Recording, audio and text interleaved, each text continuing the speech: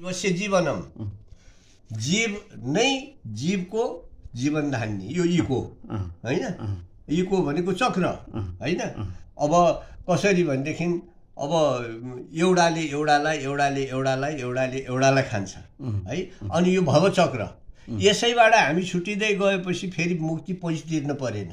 र त्यो गर्दाखेरि खानी पनि उही चिज, खुवाउने पनि उही चिज, खाइने पनि उही चिज। ऊ एउटैले तीनटा रूप, खानी खुवाउने र खाइने एउटै भइसकेपछि अब जीवले जीव खान्छ। जीव कति प्रकारका छन् त? अब उही खसी र बोका मात्रै जीव होइन।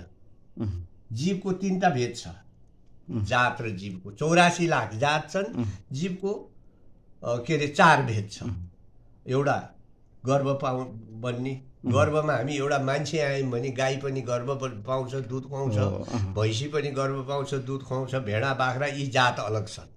तर मान्छेको जात पनि हामी त्यही भित्र पर्छौँ। अनि फेरि बाख्रा भेडा यी भए। अब अन्डज फुल पार्ने पनि जात धेरै छन् हैन। त्यो दोस्रो कोष भयो। अनि तेस्रो अनि स्वेदज जस्तो भुसुना, उडुस, यो बाफबाट पसिनाबाट उत्पन्न हुन्छन्, जुम्रा भए हैन। अनि फेरि चौथो उद्भिज। उद्भिज भनेको रोपेर उम्रिने साग फर्सी यिनीहरू पनि, त्यहाँभित्र पनि प्राण छ।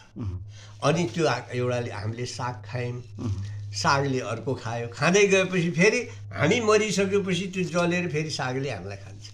यो चक्र भाव चक्र।